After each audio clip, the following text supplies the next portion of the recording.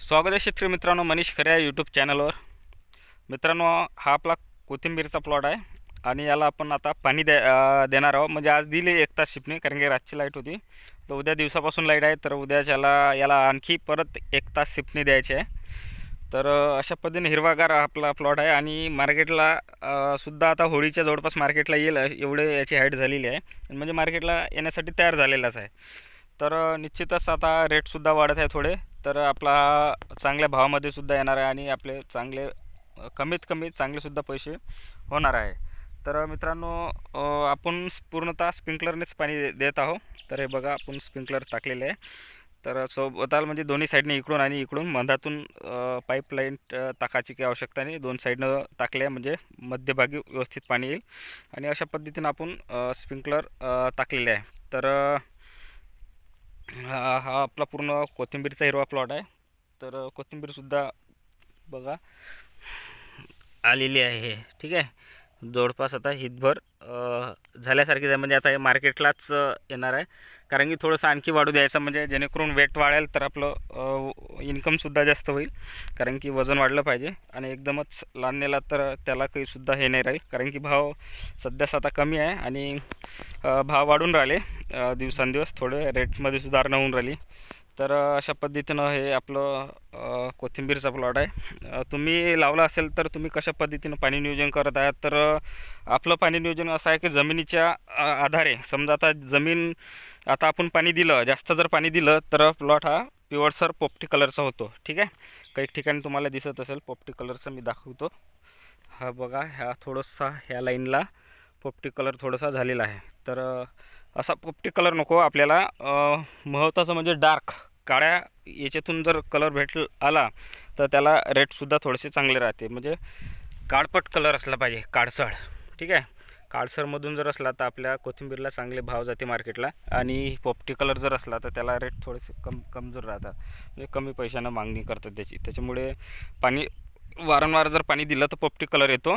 त्यासाठी आपल्याला पाणी द्यायचं आहे, परंतु जमीन पाहून. आता समजा जमीन जर पाणी मागत असेल, झाडाचे समजा पानं आपल्याला सांगते पाणी केव्हा लागते. कारण की पाण्याची जर आवश्यकता वाटली आपल्याला, तर समजा आता हे कोथिंबीरचे झाड आहे, तर ह्या कोथिंबीरच्या खालचे पानं हे पिवळसर पडायला लागते. समजा आता इथं नाही पडले, पण हे बघा, एक थोडंसं इथं वाटते, हे तसे पिवळसर पडतेच. पण पाणी जर कमी पडलं ते पिवळसर पडायला लागते. समजून जायचं की पाणी द्यायचं आहे, पण वरच्यावर सुद्धा पाणी देणं आहे. एकदमच रोजचं नाही, आपण तरी पण 6 ते 7 दिवसाआड याला पाणी देऊन राहिलो. ठीक आहे, तर आपण केव्हा टाकले होते ते सुद्धा व्हिडिओ आपल्या यूट्यूबला आहे. आणि आता आपलं हे चांगल्या पद्धतीनं हिरवागार प्लॉट आहे आणि आपण मार्केटला नेऊ त्यावेळेससुद्धा आपण याचे व्हिडिओ बनवू. तुम्हाला काढणी वगैरे मार्केटला न्यायचं हे सर्व आपण व्हिडिओच्या माध्यमातून सांगत जाऊ. तर एकंदरीत हाच की आपला कोथिंबीर प्लॉट हे अशा पद्धतीचा झालेला आहे. आणि तुम्हीसुद्धा लावला असेल तर तुमचा कशा पद्धतीचा आहे, आपल्या पद्धतीप्रमाणे तुम्ही कशा पद्धतीने नियोजन केलं ते सुद्धा महत्त्वाचं आहे. कारण की शेवटी कोथिंबीरची उन्हाळ्यामध्ये भरपूर असे पैसे होतात, त्यामुळे एक सांगायचं होतं. आणि हा एक आपला एंडिंग झाला. समजा आता हा आपला प्लॉट कमीत कमी याला 10 ते 15 दिवस लागेल खतम, म्हणजे मार्केटला नेपर्यंत. कारण की एका दिवशी आपण इतका नाही नेऊ शकत. हार्डली 2 क्विंटल एका दिवशी नेऊ शकतो. ठीक आहे, तर जास्त पण नेऊ शकतो, पण मार्केटला जास्त जर गेला तर आवक वाढल्याने रेटसुद्धा कमी होऊ शकतो. त्या दृष्टिकोनातून आपण लागतो त्या पद्धतीने न्यायचा 2-2 क्विंटल.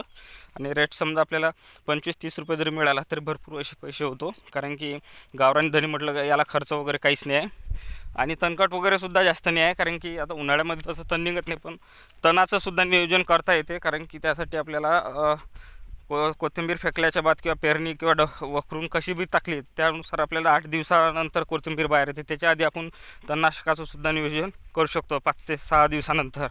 तर ते आता आपण केलं नाही यावेळेस, पण पावसाळ्यात राहते त्यावेळेस आपण तसं नियोजन करतो. तर आता पाहू तसं पुढल्या वेळेस, समजा पावसाळ्यात टाकू त्यावेळेस नियोजन त्या पद्धतीनं आपण सांगत जाऊ. आता ह्या प्लॉट ज्यावेळेस संपल त्यावेळेस आपला दुसरा प्लॉटसुद्धा आहे तिकडे टाकलेला आहे. ह्या साईडला आपण टाकलेला आहे, पण तो निघत आहे, म्हणजे बारीक बारीक निघालेला आहे. ते सुद्धा तुम्हाला दाखवूनच देतो.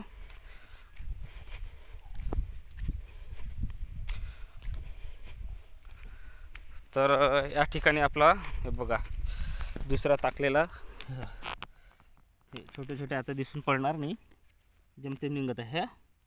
हे जे कोथिंबीर आहे छोटे छोटे हे आता निघत आहे. म्हणजे कसं आता आपलं हिरवं होऊन राहिलं थोडं थोडं. आता ह्या ज्यावेळेस खतम होईल त्यावेळेस आपलं इकलासुद्धा माल चालू होईल. म्हणजे रूटिंग आपलं चालू राहील अशा हिशोबानं आपण नियोजन केलं आहे. तर निश्चितच आपलं पुढं चांगले रेट भेटतील अशी अपेक्षा आहे. आणि तुम्हालासुद्धा आपण तुमचं असेल तर तुम्हालासुद्धा चांगले रेट मिळायला पाहिजे.